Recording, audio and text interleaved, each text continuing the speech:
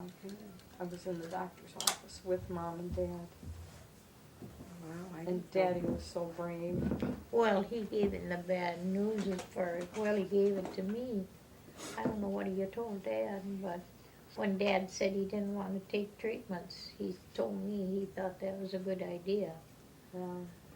That he didn't because of his asthma and all that, would have just added, and he said, if he wants quality time, because he said if he took the treatments, it might prolong him a little bit, but he'd be miserable and sick all the time. So he said, I think Chuck is wise to make that decision. He said, have quality time and not And- quantity. In July, Daddy was picking black blueberries and all that. We did that. And he was just saying, oh, I feel so good. Oh, I feel so good. I think I'm going to beat this thing. And we went to the doctor. And he had had a golf ball size. And that day, they x-rayed and it was a tennis ball size. in his lung. Yeah, He fell in the blueberry patch. You know, he was getting weak. stumpy, you know, and he was down there and fell, and Kay was with him, and she said, Mom, Dad fell over there, he was in the next row or two, and Virgil, the owner, Virgil Jensen, was about his age, and he was trying to help him up, and he had asthma so bad that he couldn't hardly. And I said, no. If Kay said, should we go and help? And I said, no, it'd be so embarrassing to Dad that let Virgil get him up. And then that was in July. Then in August, we went over to Robert on the side hill to pick wild blackberries, and he couldn't hold his feet, and then he was done. In August, he didn't. But till deer season, he bought deer license, and he was going hunting, and I said, you don't want to go out hunting, but God, I'm going to hunt.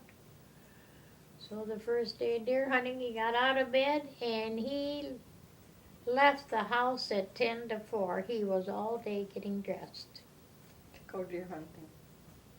He got out of the car, walked A few feet, the length of the car, and got back in, and then got back Go in the back car and and come got home. home. But he went before deer dark. hunting. Bless his heart. Did he go alone or who'd he go with?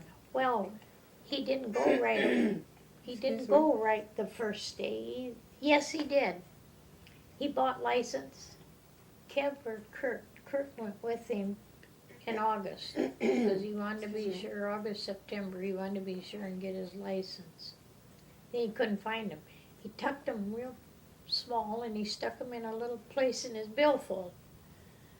Where's my license? Well, hell, I know you burned them. You didn't want me to go anyway. I know you burned them. I said, I didn't have nothing to do with your license. Well, he knew I threw them away. So I said, let's go down and get you Copy. another license. Because they have. Well, you could. They had the registration. You could pay him. You could. Well, no, you had to pay $13 again. Oh, to get another one. To get another license. So we went down to the forest ranger there, and he issued him a license. And that's the hunting he got. But at 3 o'clock, he was still trying to get his socks and shoe on. And then he put on his hunting suit, and he left the house at, I think, 10 to 4, and you had to be out of the woods by 4:30 because it was getting dark. And he went up on Kemp's Hill, I think.